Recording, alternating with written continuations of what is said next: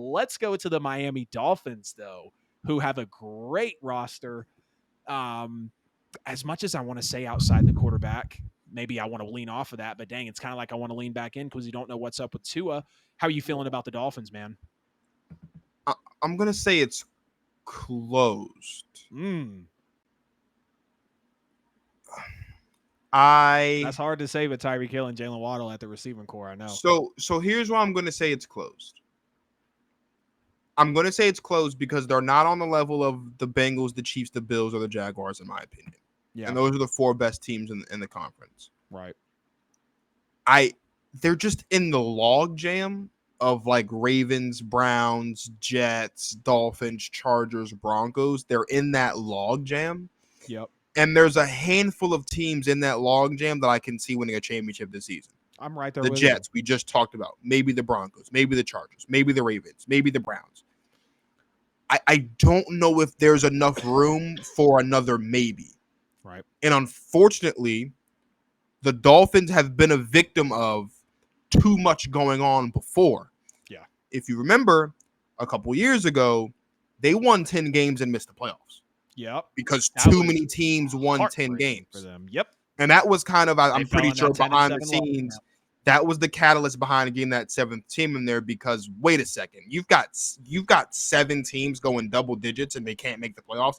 I think behind closed doors, that was the catalyst behind the NFL wanting to add that 7th team. This is a roster that has the talent to win a championship. They're just, unfortunately, I think they're stuck in the log jam. It's not that I can't see them doing it again. Late to the party, don't mind it.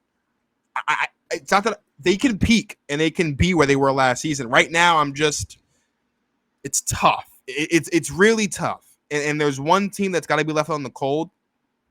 For me, that team is the Dolphins. Because I do think the Jets will be second in the division. Yeah.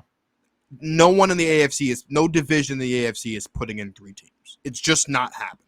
Yeah. It's unfortunately. too damn competitive. And I think, unfortunately, the Dolphins are going to be the odd man out again. Yeah. Yeah, it's gonna be tough for Miami because that's another team. I feel like within a couple years of Tua's, giving them about 60% all year, and then whether it's injuries or we just figure out that Tua's not necessarily as great as everyone thinks he is, and I'm kind of on that spectacle too. Like we saw last year when he played higher defensive teams or just better teams, the stats weren't there, but he was able to play, and we went crazy after we had the touchdown passes in the game against the Ravens, and he's shooting out with Lamar Jackson and all that. But I mean, you look at the roster of the Dolphins on both sides of the ball, whether you're talking about the backfield, which is crazy fast, when you're talking about the receivers, which is crazy fast. I hate that Gesicki's not there anymore. That would feel even better. Of course, you go and look at the defensive side of the ball. Bringing in Jalen Ramsey is absolutely great. We know a couple of, some of the other pieces that are out there too. I'm going to say half open, though, because we don't know what the deal is with Tua.